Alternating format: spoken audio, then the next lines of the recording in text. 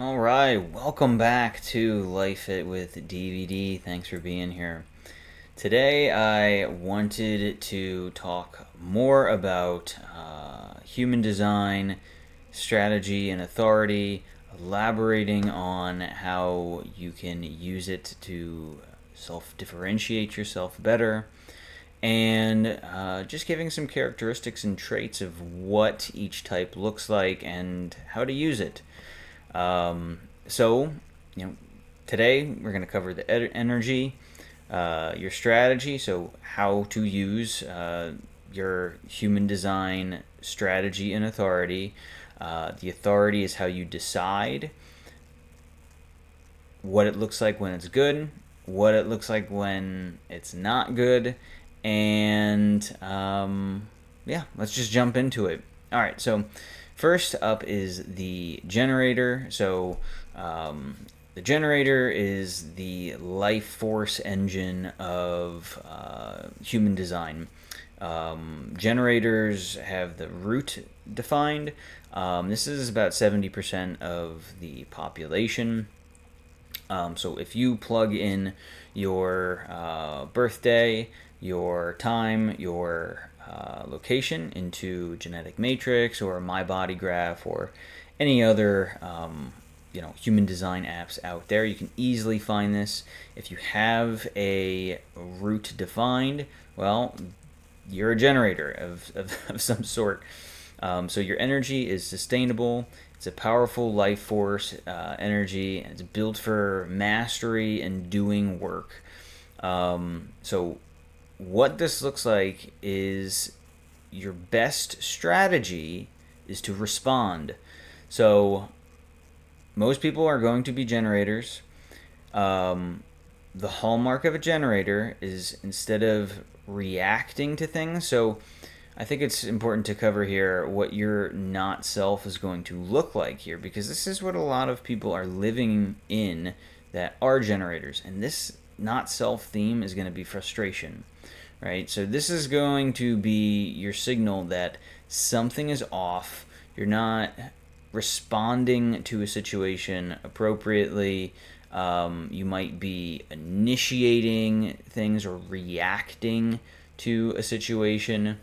You might be in the wrong environment, in the wrong thing, or just not listening to your body and what your body is telling you. So when you have a root defined, right, this is ultimately a sacral theme. So your authority is going to be sacral, and this is going to be or that's in your body, right? It's going to feel very like your body is moving you into motion before your mind has a chance to answer. So ultimately, this is going to be like a gut feeling, and it's going to be like literally a visceral grunt of like approval or disapproval, depending on how your body feels about a situation. So when this is operating correctly, this is going to feel like satisfaction. This is going to feel good when you're responding to life quickly. Even if it's hard work, you're going to feel satisfaction at the end of the day, a sense of peace around, what work you're doing. But if at the end of the day you're frustrated and you're feeling reactive, right, you might not be doing the right thing for you. So your best strategy, your best way for making these decisions is to not initiate things, but to respond to what is coming at you. Wait for life to bring things to you, a question, an opportunity, something that can even be an ad on TV, something that you want to be like, I want that food, or no, that doesn't look very good, or I'm obviously putting words to it. You don't even need to put words to it, but ultimately, this is going to be just kind of a guttural theme. So that's the generator.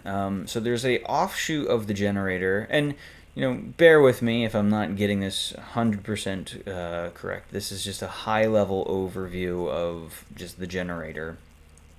But there's a subset of the generator called a manifesting generator, and this is somebody that also has their sacral defined.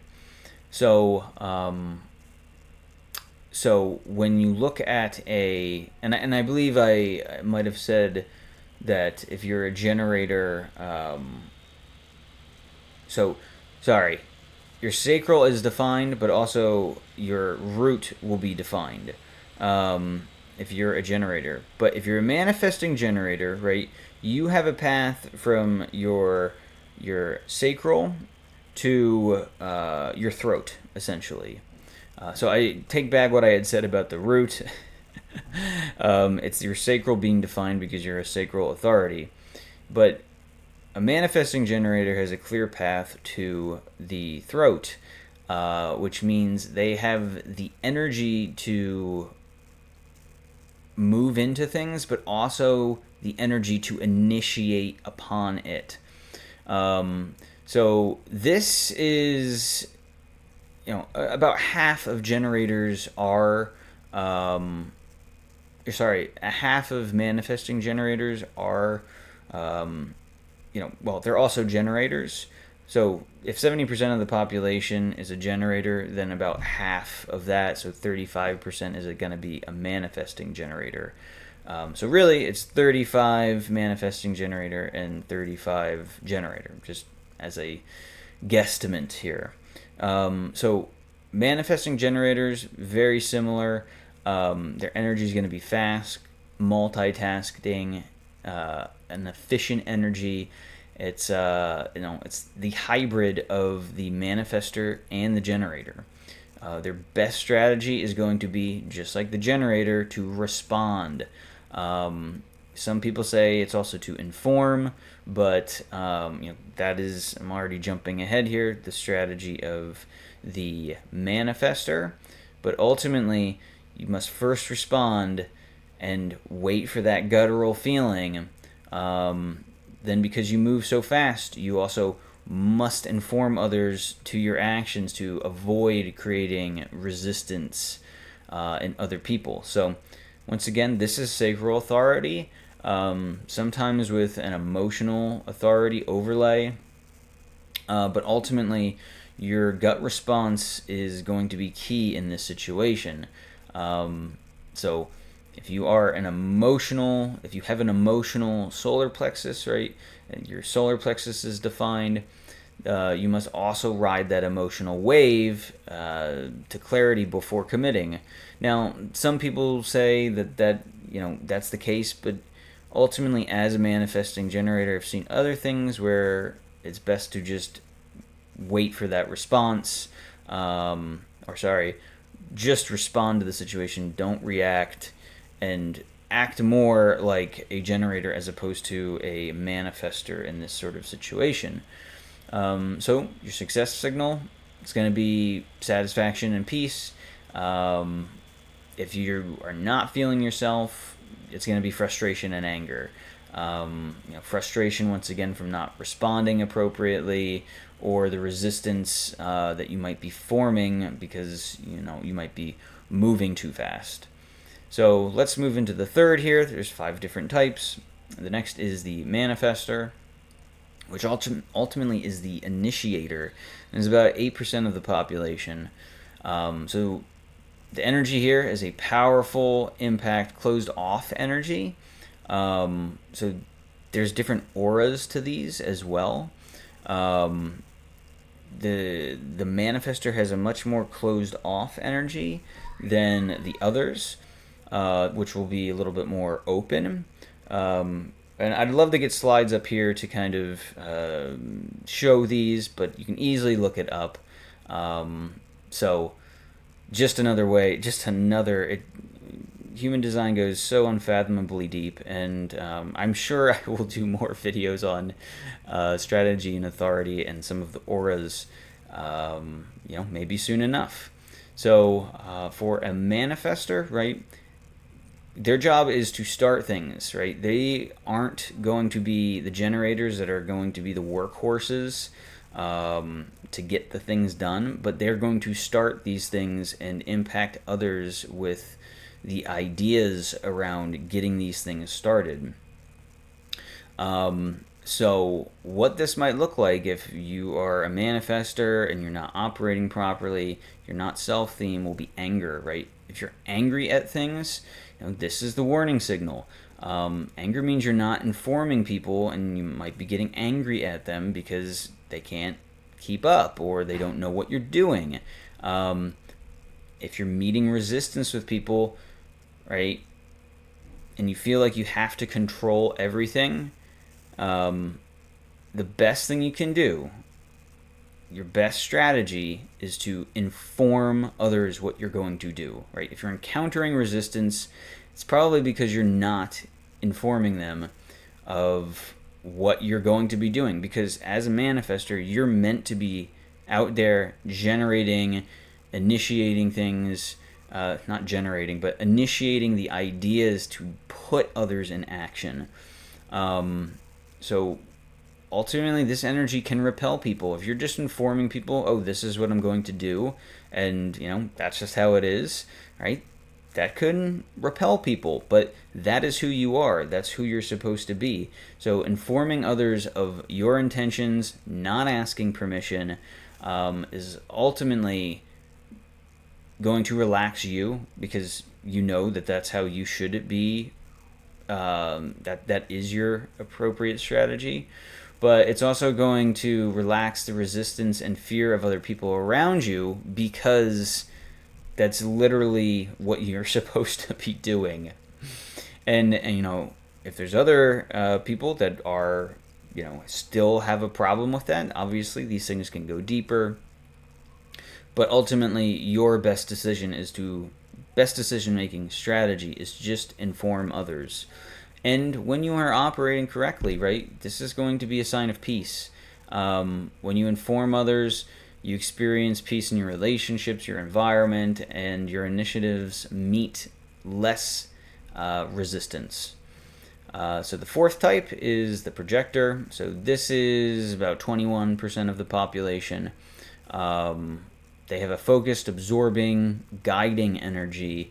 They're actually not here to really do the work. They're here to guide the energy of others.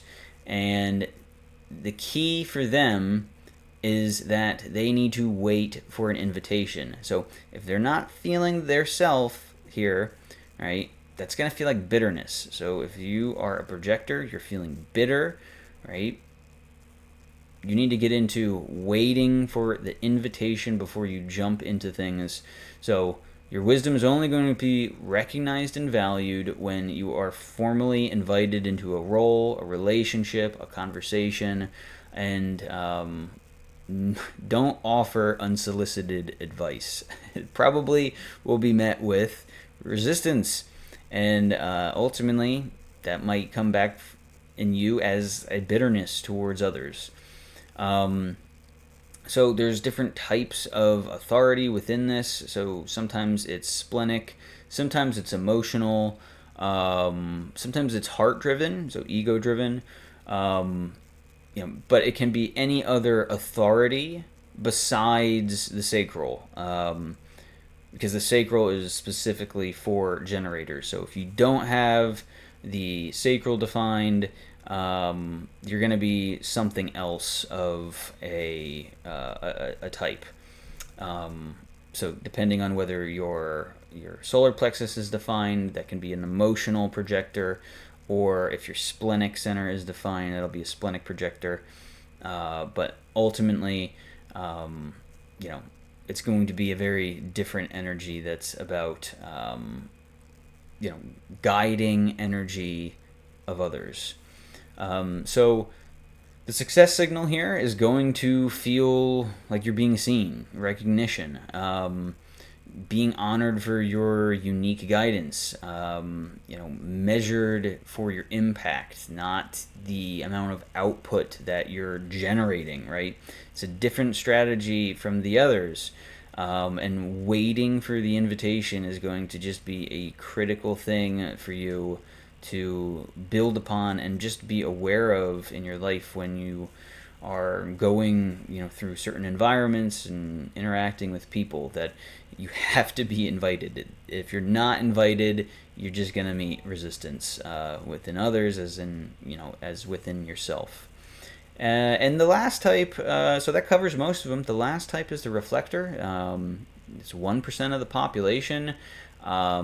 Really, they are the mirror, as the name sounds. The reflector has an open, sampling, reflective energy, right? They take in other people's auras, and it's almost like they try them out. So they are a mirror of their environment and the people that are in it, and their experience is going to be unique every day. So what this will look like in, a reflector is if they're feeling disappointed, that's their not self theme, disappointment. If you're feeling disappointed, you're making snap judgments about things, you are in the wrong environment. Or if you're not giving yourself enough time to decide, because when it comes to the correct strategy is to wait a full lunar cycle for your emotions to process before you make a decision. So you will not be, or you should not be, making decisions quickly. You need to sit on them for a 28-day cycle to sample an experience and to see how it truly feels for you, and separate from the energy of other people, because ultimately, because you are going to be reflecting the energy of others, it's going to be a process of getting away from some of the emotional charge of other people to really, sample yourself and really hone in how you feel about something. So what this will look like when, you're using it correctly is surprise and delight. So life is just going to feel good. Things will be surprising in a positive way when you are in the correct environment and community. So that covers the 5 different types of strategy and authority. I think it's important to, if you haven't already, get out your chart, have a look, see if this could be some sort of useful tool for you to, make better decisions in your life, and just realize how you should be making the decision, and honing in on that, because Ra talks about that all the time. That strategy, Ra's the founder of Human Design, but and other people too. You look at Human Design, the best thing you can take out of it is strategy and authority for your best decision making. So honing in on that, on whatever chart you pull up, is going to be a critical thing. And, in terms of self-differentiation, right, what you want to be doing is looking at yourself versus how are other people that you interact with on a daily basis. Pull up their Human Design if you can, and, see how they might differ from you. Now, time is sensitive, and I know birth times are hard to get for some people, but it's important to, if you want to differentiate yourself, just take a look at those, your parents, those that are closest to you, your spouse, your siblings, whatever, and see how they are and what, how they interact with the world versus how you are. And just having this as a framework to be able to see, what makes you different is a huge boon in terms of being able to redefine yourself, self-differentiate yourself, and to really start to put the pieces together of, hey, these are your strengths, your weaknesses, this is how you best make decisions. And somebody you're close to makes decisions a different way, and you're experiencing a lot of resistance, maybe a not self theme in that, right? You're frustrated, you're angry, you're bitter. If you're experiencing these things, you might need to be making different decisions via a different authority. So I hope this helps as a high-level overview. I'd love to get some images in here to kind of show all of this stuff. I'll be working on it, but let me know what you think. So thanks for watching, and like and subscribe if you enjoyed it, and until next time, I'll talk to you later.